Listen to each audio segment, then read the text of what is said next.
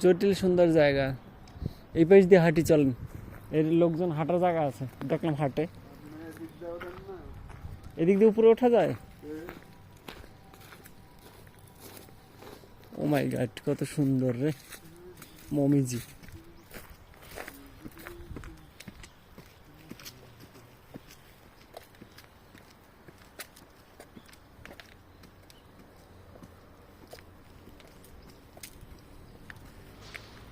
এই কিছু গাছ নিয়ে যাওয়া যায় না বাংলাদেশে? হ, এই যে দেন আমাদের দেশে এমনি এই লাল সাদা হবে না?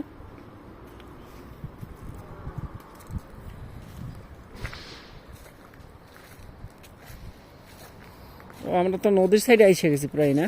হ্যাঁ, ওই নদীতে ওই ব্রিজ, আমি ব্রিজ ধরে পারেও গেছি। ওই ব্রিজটা কোন পাশের ব্রিজটা? এটা ওই ব্রিজটা এই সাইডে। ও, আমি ওই জায়গায় একবার গেছিলাম। ই দেখা যায় না, মাউন্ট ফুজি এখন সামনে বাড়ালে দেখা যাবে, তাই তো?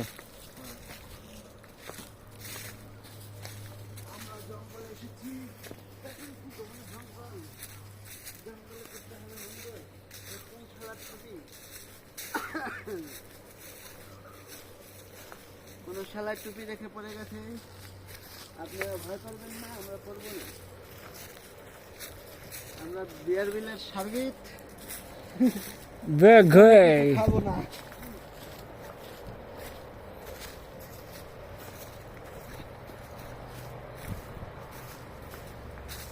চারটা করা যায় জায়গায় না?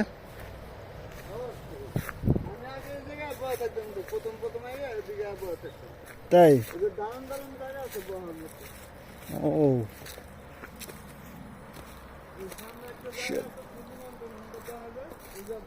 মাউন্ট ফুজি দেখা যায় সামনে থেকে। Let's go. এইসব জায়গায় আইলে মন চায় হারিয়ে গেছি দিয়ে, মানে আমাদের বাংলাদেশে কোথাও গহীন জঙ্গলে হারিয়ে গেছি, বাংলার কোথাও প্রান্তরে। দেশের আড়াল লেগে জায়গা বানানোর কোনো প্রয়োজন ছিল নাই, তো ওই যে বানাইছে, কারণ ওরা এই জিনিসটা উপভোগ করতে জানে। মানে ওদের রুচি আছে। বাংলাদেশ হলে যে গাঞ্জা করে আড্ডা বানাচ্ছে। রাইট।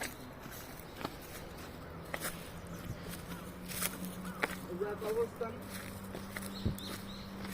যদি ভাগ্য বেশি ভালো থাকে তাহলে দেখবেন, দেখতে পারেন সারা দিনটাই গিয়ে যাচ্ছে এদের, মহাল করে গিয়ে যাচ্ছে এদের।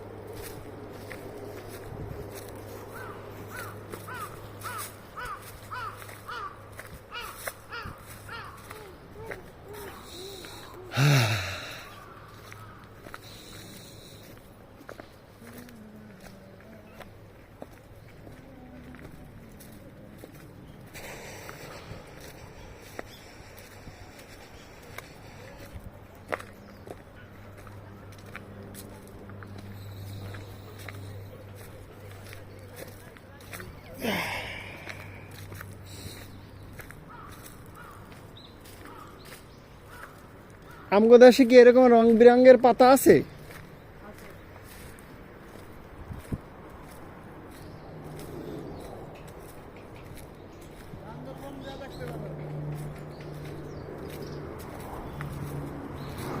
একই গাছে তো বিভিন্ন কালার এর পাতা দেখা যায় এখানে।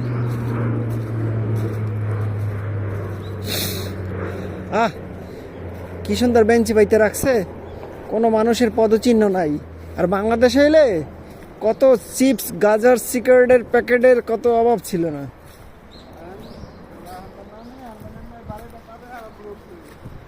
আবার উঠতে হবে, তাই?